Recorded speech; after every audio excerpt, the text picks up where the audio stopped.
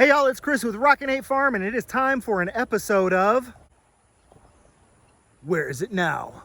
I think that far too often we as YouTubers, we get on camera and we build a thing and we're like, hey, look at me, I'm on YouTube and I just built a thing. But then we as YouTube viewers sit there and watch and we say, hey, what happened to that thing? We never get the report on the thing was a piece of junk and we stopped using it and ended up throwing it in the burn pile and blah, blah, blah. Or, hey, the thing is working out great. So that's what we're going to do today. We're going to look at a thing. So the thing that we're going to talk about today is my Suscovich style chicken tractors that I very heavily modified for the breeding flocks of my egg-laying birds. I've built a total of 4 of these tractors now. I've got 3 right here, 1 over there. I'm going to show you several of them because I've made a few little tweaks and changes, but in all honesty, I haven't changed very much from my original design in the course of building 4 of these. I have 2 more planned to be built on deck because we've got more birds we need to get out on pasture, and overall, I wouldn't change much. I've been really happy with them. Now, as far as individual modifications go, let's kind of take them one at a time. One thing I did is I added roosting bars. The roosting bars were really easy to add. You see one there, you see one up there. I made sure I put them far enough back that generally speaking, nothing can really reach in and grab them unless it's got some really long arms. And also keep in mind, I have dogs. So for something to get on the property, get over here, get after the chickens without a dog being just heck bent on destruction for whatever that animal is, it's a fairly slim possibility. But they get up there and roost every single night and they love these roosting bars. Another addition is the hydration station here. So we've got this piece of PVC with the cups. It's connected to a piece of hose that goes up to a 5-gallon bucket. So one thing that I have noticed is that the orange buckets are much stronger than the blue buckets. All of my blue buckets have broken at the handle, but I came up with a cool little mod for those two. Drill a hole down here quite a bit, double loop a piece of rope, it makes a new handle, and it also holds on to a lot more bucket. The metal handles tend to break out of the blue buckets, so not that I'm one to choose sides, but the orange people build a better bucket. When I come out in the morning, the water is ice cold, like, you know, you could drink it cold, you know, colder than what comes out of your house tap, the garden hose cold, like coming straight out of the ground. So the other thing I've noticed too is that just like how back in the old days they used to put a bag of water on the front of your car, and as you drive the airflow cools the water even if it's hot out. Well, the air movement through this chicken tractor keeps this water relatively cool all day. At the hottest part of the day, we're talking that kind of 2:30, 3 o'clock part of the day, the water's getting pretty tepid, and you know, chickens are kind of like us. If the water's hot, they don't really want to drink it. Well, 3:30 or so is when I come around and do chores anyhow. So, you know, we check the water, top it off with some cool water around lunchtime, and then I come out and trade their water out for nice, fresh, cool water when it's really hot, and then that water cools off overnight. So this hydration system is working really well. When I need to flush it, I just open the valve. So what I do, the water in this pipe and in this hose does get warmer than the massive water in the bucket. So I'll come out and open that valve and flush it until I feel cool water come out. I'll put a little drop of cool water in each of the cups, and the girls go right back to drinking. By the way, these are my silver-laced English Orpingtons. Look at those fluffy butts. Tell me that isn't just a beautiful skirt on those chickens. And this one here is called Lowrider. We're hoping that she's going to be the start of our little bantam project. You don't fill it with a full 5 gallons of water. It's probably closer to 3.5 or 4. So you're looking at about 25 pounds that you got to pick up and hang on that hook when you fill it full of water. If I'm close enough to the house, I just fill it with a hose and don't even have to take it down. I've decided I really like these feeders. The reason that I use them is because I had them. I got them cheap at an auction, but I like that I can put the chicken feed in the top, and all of the little powdery crap that I don't want my chickens inhaling into their lungs, it filters out of the bottom. So I really like these small animal feeders that are technically made for rabbits. And I'm at a place now where I have to start buying them because I don't have any more free ones. That's okay, I'll buy them. I think they're worth the money. They work really good. Now we've got roughly 60 square feet of space inside of each of these chicken tractors. So if you put upwards of 10 chickens in it, you're looking at 6 square feet of space per bird. Plus, you got to keep in mind, I'm moving these tractors twice a day, every day. So they're always on fresh grass. They've always got plenty of room. It just doesn't really seem to be that. It seems like 10 is kind of the magical number for these egg laying birds to have lots of square footage. And that's part of the reason I designed them the way I did too. If we come over here and take a look at the lemon cuckoo English Orpingtons, again, my lovely little birds, you can see that the only thing that really creates any kind of a hazard, let me see if I can back up to get you a better focus and get off the wire, is the nesting boxes. Other than that, the floor space of this is wide open. And you know what? I see them underneath the nesting boxes all the time, so that doesn't even really hinder them. Speaking of the nesting boxes and the nesting box design, is it working? Well, let's find out. You can be the judge. I'd say it's working. I come out here a few times a day just to check on the birds, and I collect eggs anytime I see them. So they're using the nesting boxes. Nesting boxes are working great. Just a little bit more on size. You can see that these girls are getting to where they're just pretty much full-sized birds now. I've got 8 birds in here, and if I stand back, I mean, y'all, you can see they're not crowded. They've got plenty of room. They don't pick on each other. They've got fresh grass all the time because they get moved often. So like I said, this is 8 birds. I would be perfectly comfortable with 2 more birds in here, and them having about 5.5 square feet per bird, plus the roosting space as well. It's not a problem.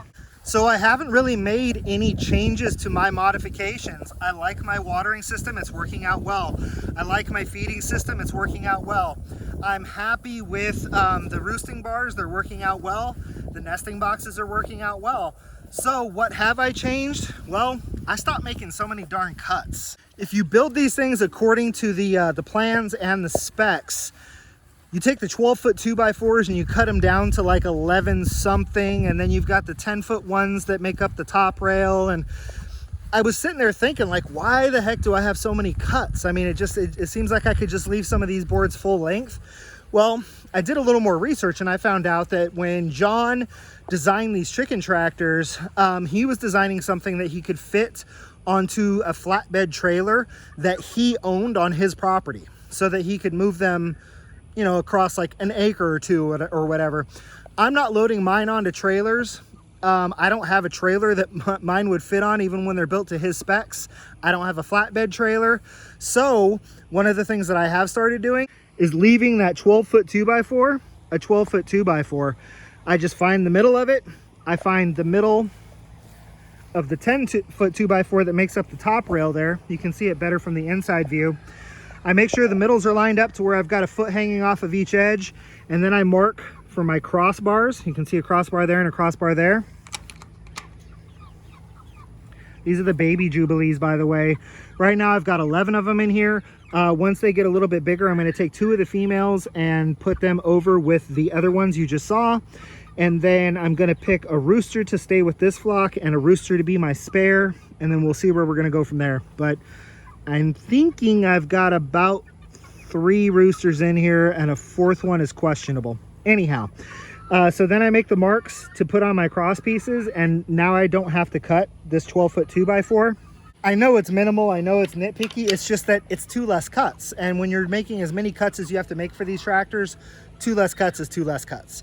I also like the fact that I can then put whatever size wheel I happen to have on it, because you drill these holes directly in the middle of the 2x4 and 1 3/4 inches from the edge of the 2x4. So I think these are 9-inch tires, but let's just say I've got some 12-inch tires laying around. I could throw the 12-inch tires on there just to move the tractor and then take them back off so that this front lip isn't sitting up too high. And the 12-inch tires would fit just fine. So I like the extra length. And the only other modification that I made is that I think he runs all of his tires on the back of the tractor. I run the tires on the front of half of my tractors and on the back of half of my tractors, so that when I stair step them, I have an alleyway that I can walk down where all the doors are facing the alleyway. So y'all, are they junk? No, he designed an amazing tractor, and I just made the modifications necessary to make it work for me. My modifications, are they junk? No. I mean, I'm still building chicken tractors the same way I started with that first prototype, because I'm really happy with my changes. They use the nesting boxes, the watering system works good. I'm actually willing to invest money in these rabbit feeders now because I like the way that they work so well. So I guess my bottom line for y'all is, take what you have, because that's what I started with my first tractor. Build it, modify it as you need to, but just make it work for you. If it works better to take traditional style poultry feeders and poultry waterers and hang them from the ceiling and have a little less square footage of floor space, whatever. Just, they're great tractors for meat birds, but with a few simple modifications, they are amazing tractors for your breeding stock or your egg laying stocks. But Chris, I live where it gets 60 degrees below zero. Okay, so maybe that's not gonna work for y'all. I live in Central Texas. We can pasture poultry all year round here in this part of Texas. Our summers are relatively mild. It gets hot, but between the shade, which it's noticeably 5 degrees cooler inside these tractors than it is standing out in the sun. So between the shade, the airflow, and the cool water, the birds can make it through a hot day just fine in these tractors. Our winters are very mild. Now, we had a little polar vortex come through this last winter.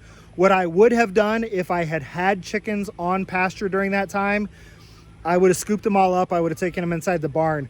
My wife and I attend an auction once a month, and one of the things that we pick up very cheap at auctions is the large dog crates that you could put 3 or 4 chickens in. I've got enough dog crates stacked on shelves that I could just scoop all these chickens up, put them all in the barn. It would be a pain in the butt. It would be messy, but it would get me through that 1 week. If you've got months and months and months of super harsh winters, then okay, raising your egg birds out on pasture is probably not for you.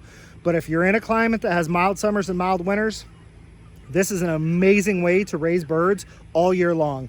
The only thing that I'll have to modify just slightly is once we get into the colder weather, I'm probably going to have to just disconnect the cup system, because those cups will freeze, and throw out a water pan until midday when the cups have thawed back out, and I can just go right back to using my water system.